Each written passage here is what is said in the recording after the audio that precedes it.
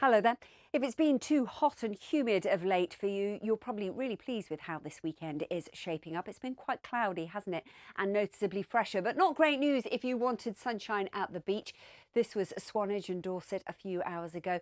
The cloud thick enough for a spot or two of drizzle. And the second half of the weekend looks likely to carry on a similar story. A grey start for most of us, brightening up a little bit later on, but there will be more significant rain pushing into the northwest, all tied into this area of low pressure, and the winds strengthening with it as well. Further south, we've got this brief ridge of high pressure keeping things largely quiet but pretty overcast. Gusts of winds then in excess of 40 miles an hour with the arrival of that rain into Scotland, particularly on those exposed west coast. But by the middle of the afternoon, the clouds should start to thin and break. There'll be glimpses of sunshine from time to time and temperatures peaking from 20 to 23 degrees. The rain turning quite heavy though, the brighter yellows and greens denoting this into Northern Ireland and gradually pushing in to western fringes of Scotland as well. It may well stay dry during daylight hours from Aberdeen down to Edinburgh, but fresher here, 15 to 18 Celsius, the overall highs.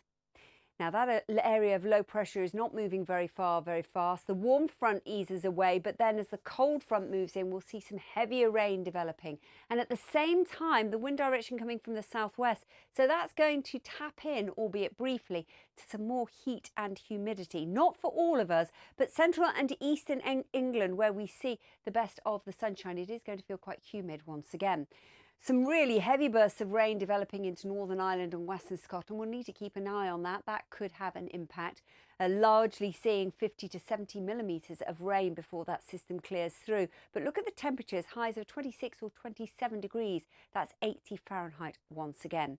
That weather front clears through, bringing some light rain for the southeast. But we keep low pressure to the north as we go towards the end of the week. The Azores high, always trying to sneak into the south. That's where the best of the drier, brighter weather is likely to be, but it stays pretty changeable and fresher the further north and west you are.